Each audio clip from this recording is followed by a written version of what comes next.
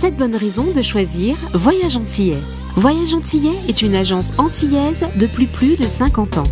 Voyage Antillais vous réserve un accueil chaleureux, une qualité de service, un accompagnement soigné, toujours avec le sourire. Voyage Antillais vous propose les meilleurs prix. Avec Voyage Antillais, vous bénéficiez de facilités de paiement. Votre deuxième bagage est offert. Voyage Antillais, c'est 2 agences en Île-de-France qui relient les Antilles à Paris. Voyage Antillais, nous là vous faisons voyager. Guadeloupe, actualité. Les AESH de Guadeloupe se mobilisent pour leurs droits et le respect de la profession. 4 syndicats ont appelé à une journée de mobilisation nationale pour demander l'amélioration des conditions de salaire et de travail des accompagnants d'enfants en situation de handicap. Ce jeudi 16 janvier, la FSU SNUIPP et les AESH se sont réunis dès 9h devant le rectorat de la Guadeloupe aux Abîmes. Après une rencontre à l'issue plutôt favorable avec la rectrice et l'équipe décisionnelle, les membres des syndicats en font le bilan de cet échange au micro d'Olivier Félix. Nous avons déjà obtenu que la rectrice vienne discuter avec nous de la problématique des AESH. On a été reçus par tout le staff décisionnel du rectorat, la rectrice, le secrétaire général, le conseiller technique de l'AESH et la directrice de cabinet de la rectrice. Donc ce qu'elle nous a dit, c'est pas parole en bouche, puisqu'elle s'engage. Elle s'engage et elle s'excuse déjà de dire qu'effectivement, elle est obligée de reconnaître que les AESH sont payés 19h30 pour 21h travailler et que ce n'est pas normal. Donc là, ils vont continuer le dialogue de gestion avec le ministère pour réclamer les millions nécessaires pour pouvoir régulariser la situation parce qu'il y a plus de 800 AESH dans cette situation. Donc d'ici la semaine prochaine, ils vont nous donner le calendrier de régularisation parce que vous avez vu qu'il y a quand même une sacrée instabilité au niveau ministériel. Bon, pour pouvoir trouver un interlocuteur, c'est compliqué, mais ça va être fait. J'invite vivement la Guadeloupe à bien comprendre que la question des AESH, c'est une question d'éducation, c'est vrai, mais qui intéresse tout le monde. Ce n'est pas simplement l'enfant qui est en situation de handicap. Le parent qui a un enfant en situation de handicap, il est en difficulté, c'est vrai. L'élève, bien sûr, c'est le premier, c'est le sujet du problème. Et l'enseignant. Mais autour de ça, quand vous n'avez pas une AESH et quand vous n'avez pas une AESH qui est formée, vous avez donc 23 autres élèves, 24 autres élèves qui sont là et qui sont en difficulté et qui n'arrivent pas à travailler comme il le faudrait. Donc, il faudrait que tout le monde comprenne que la question de l'AESH, c'est une question qui est systémique et qui interroge toute la société. Parce que demain, ces enfants-là qui ne vont pas réussir, eh bien, ils seront à charge pour la société. Nous avons aussi obtenu que la CDIsation des AESH au bout de 3 ans soit envisagée, parce qu'au départ, ils n'étaient pas pour. Donc, à partir de l'année scolaire prochaine, il y aura une circulaire qui sortira pour expliquer aux collègues comment ils pourront être CDIsés au bout de 3 ans, puisque pour l'instant, ils n'ont pas droit au statut. 3e point quand même, c'est aussi la rétroactivité. Parce que lorsqu'on n'est pas payé, normalement, on doit nous régulariser 4 années en arrière. Et là, ils vont devoir discuter avec le ministère. Et vous avez vu la présence des AESH. Vu la pression qu'il y a derrière nous, nous ne pourrons pas lâcher parce qu'ils ont besoin de ce salaire. Nous vous rappelons qu'ils ne sont payés qu'à moyenne 1 000 € par semaine, par mois, et alors qu'ils sont présents tous les jours et que c'est compliqué pour eux d'avoir un deuxième emploi. Aujourd'hui, je suis au nom de la FSU et singulièrement au nom du SNUIPP très heureux parce que c'est une vraie bataille que nous avons menée et que nous avons gagnée. Maintenant, la guerre est encore loin, mais on va la mener tranquillement, de façon progressive. Et c'est ce qu'on a essayé d'expliquer à ces dames. Et je peux comprendre, il y a ces messieurs qui sont un sou, c'est un sou, et ça je comprends, mais on ne pourra pas faire mieux, on ne pourra pas faire plus vite. Il y a un calendrier qui sera mis en place et on l'observera avec force. Nous serons là pour appeler Madame la rectrice. Vous nous avez dit, et vous avez dit que vous irez jusqu'au bout du bout. Que deviennent les clients de la concession Ambition Automobile de Guadeloupe depuis sa liquidation judiciaire le 28 octobre 2024 ? Sans interlocuteur vers qui se tourner suite à l'achat des voitures de marque BMW, les propriétaires sont inquiets. Le 9 janvier dernier, Jude Griffard, président de l'URC-UDB, alertait le PDG du constructeur automobile sur la situation alarmante provoquée par la liquidation judiciaire de l'entreprise. Il invite aujourd'hui à une mobilisation collective pour faire avancer l'affaire et réclamer justice pour les clients. Les personnes qui ont un véhicule, c'est un service de garantie. ils ont besoin de service après-vente, ils ont besoin de faire entretien avec véhicule neuf à eux, et ils ont besoin de la continuité du service qu'ils peuvent faire. Et déjà, saisir la maison en BM, le président s'appelle Monsieur Olivier Zips. Déjà saisi monsieur, vous bombardez monsieur des courriers pour dire que qu'est-ce qu'on fait d'une part, je venons là assis internet, BM à Munich. Ensuite après, essayez de faire un lien entre les autres, soit par le bilan d'association, soit entre vous, soit par des contacts zones. Il faut qu'on fasse un regroupement pour agir ensemble. Parce que si on monde simplement qu'envoyer un courrier, eh bien, BM qui est traité à la vitesse d'un courrier.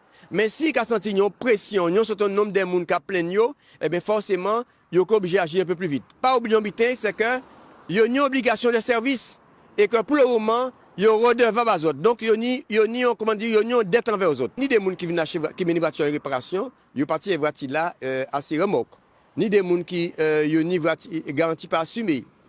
Pourtant, ils vont payer traite à chaque fois photographie. Ou crédit moderne, on fait à commission de crédit, ils font prêt. Ni des gens qui n'ont pas problème d'airbag. Mais des airbags, nous voici garés par où les veilles. Ni des gens qui n'ont pas problème à ABS, en contre un monde qui dit qu'il pas ABS. Donc, tout ça qui a causé un préjudice financier, puisqu'on peut payer voiture là ou pas juillet, moral et psychologique, parce que ou comment de quoi on faire, ou ce que c'est des gens qui disent qu'il voiture est garée, ils l'ont voiture. Donc, ça, c'est autant de préjudices pour lesquels on action collective contre BM qui a fait en sorte qu'elles ont pu être dédommagées de ce préjudice-là. Ça. Près de 3 mois après la fermeture de la concession locale, les propriétaires des véhicules BMW connaissent, comme vous l'avez entendu, de nombreux désagréments. Sans service après-vente, les clients laissés à leur triste sort doivent trouver des solutions pour entretenir et réparer leurs véhicules. Les garages spécialisés de la marque BMW connaissent une hausse des demandes, mais peinent à répondre à tous les besoins des propriétaires. Au Gosier, Olivier Félix a rencontré l'un d'entre eux. Depuis la fermeture de la concession, donc on n'a aucun retour au niveau des pièces détachées pour les délais d'acheminement. Et en fait, c'est un peu compliqué parce que nous, ce qu'on a besoin, c'est surtout les pièces détachées sur ces véhicules-là. Le côté technique, ça, on maîtrise. Mais simplement, pour pouvoir assurer les révisions et tout, c'est assez compliqué. On est obligé de se retourner vers les fournisseurs locaux qui font un peu de leur mieux. Mais bon, c'est quand même assez compliqué pour les références très particulières, très spéciales. On a des difficultés d'approvisionnement qui perdurent. Ouais. Ça, c'est un peu compliqué. Je suis, moi, de plus en plus sollicité. Je reçois beaucoup de coups de téléphone régulièrement de la part de X, Y ou Z. Et donc, du coup, ça fait une charge de travail supplémentaire. Donc, tant mieux pour les clients qui sont dans le besoin, parce que on ne peut pas laisser non plus les gens comme ça sans aucun service après-vente. C'est depuis quelques années avant la fermeture de l'établissement qu'on a rencontré une affluence certaine des clients BMW qui se sont retournés un peu vers les artisans locaux qui ont un petit peu l'habitude de ces marques. Parce que justement au niveau de la concession, il y avait déjà énormément de carences au niveau du service après-vente. Même s'il y avait quand même des employés de qualité dans cette concession. Donc maintenant, tout est à refaire, on va dire. Et de notre côté, on s'accroche pour avoir des nouvelles lignes d'approvisionnement et puis pour continuer à essayer de donner un service de qualité pour les aficionados de cette marque, quoi, en fait. C'est ça surtout. On pourra certainement travailler sur l'entretien, déjà tout ce qui est urgence, tout ce qui est freinage et autres. Diagnostic possible aussi sur ce type de véhicule. Après, malheureusement, s'il y a une garantie faite, parce que le véhicule étant... il a moins de 5 ans ou moins de 4 ans, je ne sais pas combien de garanties il y a maintenant de vendus, mais si le véhicule est sous garantie, malheureusement, s'il y a une pièce à changer, certainement que le client sera obligé d'acheter la pièce et de nous la fournir, ou que nous, on se débrouille pour la trouver pour lui et l'acheter et lui monter. La communauté d'agglomération Cap Excellence et la direction des finances publiques s'unissent pour une meilleure gestion financière. Ce jeudi 16 janvier, le président Éric Jalton et le directeur des finances publiques de Guadeloupe, Jean-Yves Le Gall, ont signé la convention de services comptables et financiers 2024-2027. Avec cette démarche, ils s'engagent conjointement vers une amélioration des finances locales. Un reportage de Grégory Laps. Alors, j'ai eu le plaisir de signer aujourd'hui avec le président Éric Jalton une convention de services comptables et financiers qui va faire en sorte que pour la période 2024-2027, la Direction régionale des finances publiques, par son comptable et son conseiller décideurs locaux et Cap Excellence, vont renforcer leur coopération dans le domaine de la gestion financière et comptable. Une convention comptable et financière d'échange, d'expertise, de conseils, d'accompagnement sur un certain nombre de dossiers importants, les délais de paiement, formation, un certain nombre d'expertise. On a parlé aussi des problèmes de l'eau, notamment le transfert de l'eau d'excellence au niveau du syndicat mixte SMJAG, ça cause quelques problèmes quant à ces différents transferts. Et tout cela fait que nous avons travaillé en commun avec ces services de l'État pour être plus efficaces dans ces politiques publiques qui touchent aux citoyens de très près. Et par rapport à nos grands projets qu'on doit aborder aussi, rénovation urbaine, l'agroparc, et j'en passe. Pour nous, avec une collectivité de la taille et de l'importance de Cap Excellence, oui, c'est une première. C'est une démarche très importante parce que derrière, il y a à la fois un travail, on va dire, de fond qui concerne les systèmes comptables, ce qu'on appelle la chaîne de la dépense, les recettes. Donc, ça concerne les services de CAPEX et nos services financiers, mais ça a un impact aussi de service pour la population. Parce que derrière, on va mettre en place un système de paiement en ligne de certaines dépenses. Et pour les entreprises, c'est surtout la traduction de la volonté du président et de toutes ses équipes de réduire les délais de paiement aux entreprises. Et là, avec mon comptable et les conseillers, on a des dispositifs qui vont permettre, on l'espère, vraiment en 3 ans de réduire les délais de paiement. Il faut bien optimiser les finances publiques, il faut bien gérer correctement la comptabilité, la suivre, pour pouvoir être efficient et efficace, que toutes ces politiques publiques en faveur de la population, sur le terrain opérationnel, soient efficientes parce qu'elles sont bien supportées par des ressources qui sont engagées, c'est le cas Cap Excellence, aux côtés du service de l'État, mais aussi par des finances qui sont bien consolidées par l'expertise et le travail en synergie que nous faisons avec l'État. Amoureux de lecture ou alors de simples découvertes littéraires, le prochain sujet vous concernera très certainement. Les nuits de la lecture se dérouleront de manière nationale du 23 au 26 janvier prochain et c'est au Lamentin que l'on vous propose de vivre cet événement, plus exactement à la médiathèque Ernest Pépin. Pour en parler, je reçois Madame Treille Albon, deuxième adjointe au maire du Lamentin et élue déléguée à la lecture. Bonsoir madame. De la culture, pardon. Bonsoir. Bonsoir. Et à vos côtés, nous avons madame Yasmine Lubino-Erlem, directrice de la médiathèque Ernest Pépin. Bonsoir. Bonsoir à vous mesdames. Quel sera l'objectif de cet événement des Nuits de la lecture intitulé ici chez nous Kiltiao? Oui, c'est exactement ça. Donc Kiltiao, c'est vraiment nous, la médiathèque Ernest J. Pépin du Lamentin, qui avons voulu le baptiser ainsi, puisque le thème national cette année, c'est les patrimoines. Donc c'est un événement qui va être repris dans toutes les médiathèques, un bon nombre en tout cas de France et de Navarre. Mais nous, en tout cas, la médiathèque Ernest J. Pépin, on a vraiment voulu marquer le coup. Ça va être un événement très riche avec beaucoup d'activités où on va mettre en avant le patrimoine matériel et immatériel. Donc, à travers, bien sûr, des lectures théâtralisées, mise en avant de nos grandes figures, écrivains et poètes de Guadeloupe, des associations qui vont venir aussi pour pouvoir transmettre aux enfants, aux petits, des contes en temps longtemps avec toute la tradition qu'il y a derrière, vraiment les bruitages, etc., la musique et tout. Donc on aura l'archipel des sciences qui sera avec nous, qui va nous proposer des ateliers de peinture végétale et puis également des ateliers autour de la pharmacopée et la biodiversité de la Guadeloupe. Donc justement savoir tous les rimets de rasier, etc. Donc qui fait partie de notre patrimoine. On aura aussi de nombreux artisans culinaires pour mettre en avant notre patrimoine culinaire, de venir manger nos boquites, nos pâtés coco, nos sorbets, etc. et tout ça. Et vraiment, voilà, tout ce qui représente vraiment la street food, mais locale, vraiment de chez nous, sera représenté là-bas. On aura aussi toute la partie gros cas, la partie aussi langue créole qui sera mise en avant.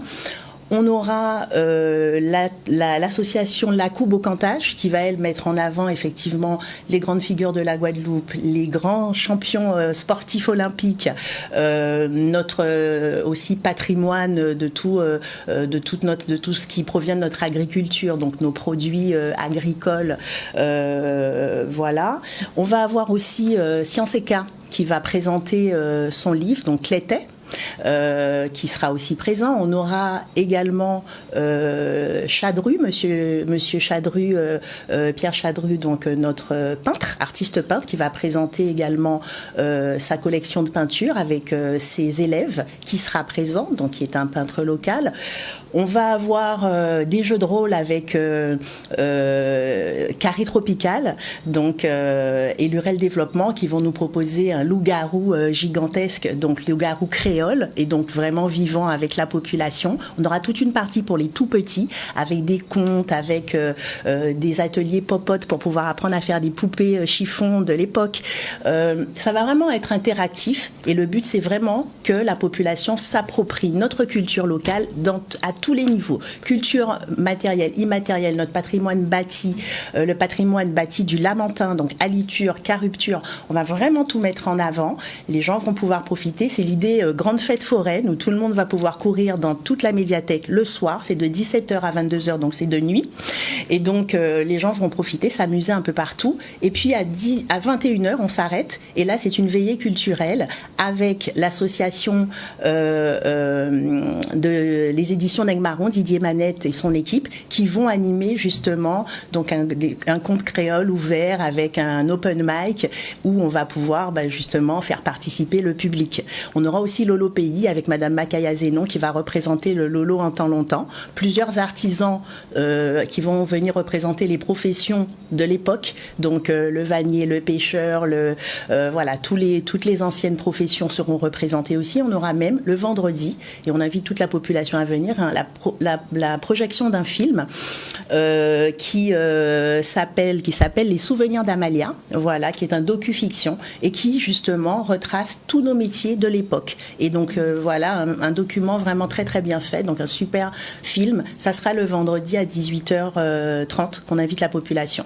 La manifestation, elle, c'est de 17h à 22h, et la population est invitée, c'est complètement gratuit. Ils vont pouvoir se restaurer et en même temps s'amuser. Très bien. Naturellement, la restauration, Yasmine, les gens vont devoir quand même sortir un peu le porte-monnaie. Moi, je suis Madame Créalpont, parce que Yasmine nous a développé le programme. Et je suis là pour rappeler à la population que notre objectif, c'est en fait d'animer la ville de Lamentin, le maire de la ville de Lamentin souhaite que sa ville soit toujours animée avec de belles manifestations, comme elle a décrit tout à l'heure, où toutes les couches de population vont y trouver leur compte. Les âgés, les plus âgés, les moins âgés et les enfants. Ce programme-là, c'est un programme général, et je profite pour inviter toute la population à venir s'imprégner de ces nuits de la lecture.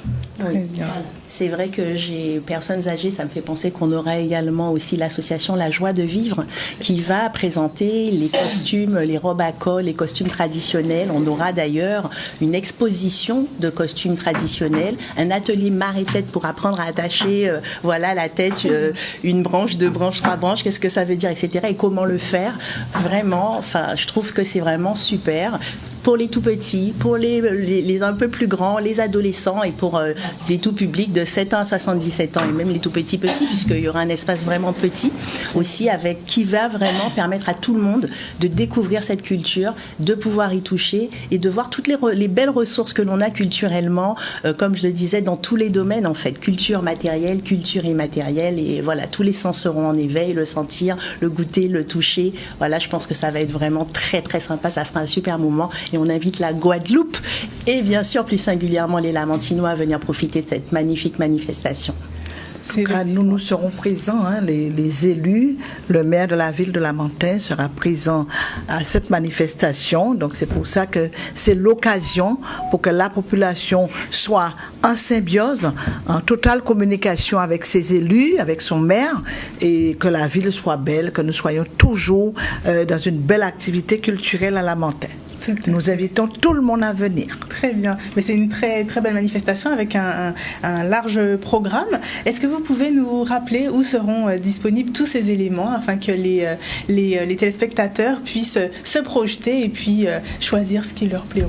Alors, bien sûr, sur le Facebook de la ville de Lamentin, ville Lamentin Guadeloupe, sur le Facebook également de la médiathèque Ernest J. Pépin aussi, on va retrouver ces informations-là. Et donc, voilà, l'Instagram de la ville également. Vous allez pouvoir retrouver, bien sûr, le visuel, mais le programme aussi de façon détaillée. En général, chaque année, on a vraiment un super public. L'année dernière, on avait près de 400 personnes et fallait gérer parce que pour que tout le monde, et là, je pense que ça risque d'être pareil, il faudra s'inscrire pour les activités, mais de toute façon, on a fait en sorte qu'il y en ait pour tout le monde. Donc, je pense que voilà, il y aura de quoi s'amuser et voilà, gratuitement, c'est surtout ça. Et c'est ce qu'on avait envie d'offrir à la population pour cette journée du livre. Voilà, c'est Nuit de la lecture. Voilà. En tout cas, moi, au nom de Monsieur le maire de la ville de Lamentin, je tenais vraiment à remercier cette belle population de Lamentin qui nous accompagne toujours. L'année dernière, il y avait une belle présence de cette belle population. Et cette année, je réitère ma demande en leur disant de venir. C'est une possibilité, un moyen de voir du monde, d'assister à toute cette belle programmation et d'être présent sur le territoire lamentinois. Nous invitons la Guadeloupe, mais singulièrement les Lamentinois. Bien, merci infiniment à vous. Merci pour toutes ces précisions. Donc on le rappelle, les nuits de la lecture Kiltiao vous donnent rendez-vous le 24 et 25 janvier 2025 à la médiathèque Ernest Pépin du Lamentin. Merci beaucoup. Merci à vous. La Confédération nationale de la boucherie est en visite sur le territoire. Ce jeudi 16 janvier, son président a rencontré les apprentis bouchers de la Chambre des métiers et de l'artisanat. L'occasion pour eux d'en découvrir davantage sur le métier et d'échanger avec des professionnels. Un reportage de Michel Depape. Nous avons la grande joie de recevoir le président Guillard, président de la Fédération de la boucherie. Et nous sommes en visite des lieux de la formation en Guadeloupe des bouchers. C'est vrai que les remarques, c'est une séance de travail en fait. Les remarques sont pertinentes. Nous avons un parcours à construire avec les bouchers. Aujourd'hui, entouré du président Vérin de la Guadeloupe, nous allons essayer, et je crois qu'on va y arriver, à construire quelque chose de positif pour les artisans bouchers et notamment pour les apprentis dans ce domaine-là. Nous sommes aujourd'hui au CFA de l'URMA pour rencontrer les jeunes en formation, pour rencontrer aussi les équipes pédagogiques, le staff de ce CFA, pour parler du métier, pour voir comment on peut améliorer la situation actuelle qui est quand même un peu compliquée, je dirais, pour être gentil. Donc c'est pour essayer de trouver des solutions pour que nos jeunes soient formés dans de bonnes conditions. J'ai choisi ce métier parce que c'est une filière d'avenir qui regroupe pas mal de compétences. On peut y regrouper des passions, de la technique et puis effectivement la mise en pratique d'un savoir-faire qui est, j'ai presque envie de dire, ancestral. Donc pour moi, je trouve que c'est une filière qui est très intéressante. Dans un premier temps, évidemment, j'ai envie de continuer à monter en expérience et puis pour enrichir ma gamme de compétences. Mais effectivement, on peut partir aussi sur de la charcuterie, sur du traiteur, et puis monter éventuellement en diplôme, par un BP, etc., licence pro. Tout un chacun, en fait, c'est à lui d'adapter son choix. Demain, l'idée, c'est d'accompagner Gary, le président du syndicat départemental, dans les actions qu'il va mener pour justement mettre en place, avec des instances locales, ces outils de formation pour que nos jeunes puissent avoir une vraie formation, une formation digne des jeunes qui s'engagent dans le métier.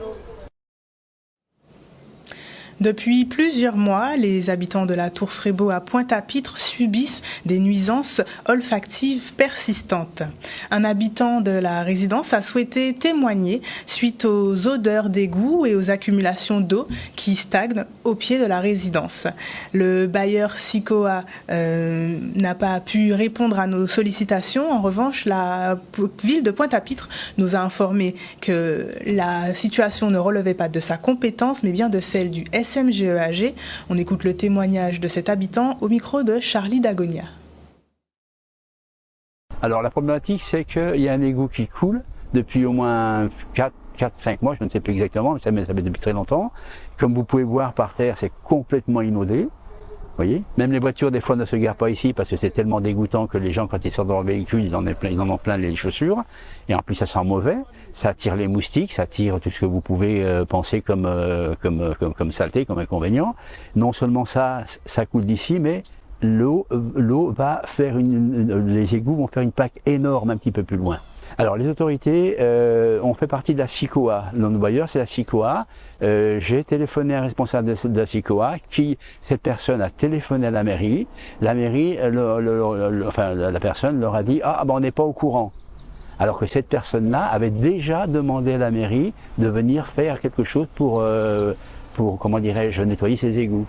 On demande qu'ils nettoient les égouts, qu'ils arrangent ça. C'est vraiment insalubre, comme vous avez pu le constater. O-News Radio sur outremernews.fr.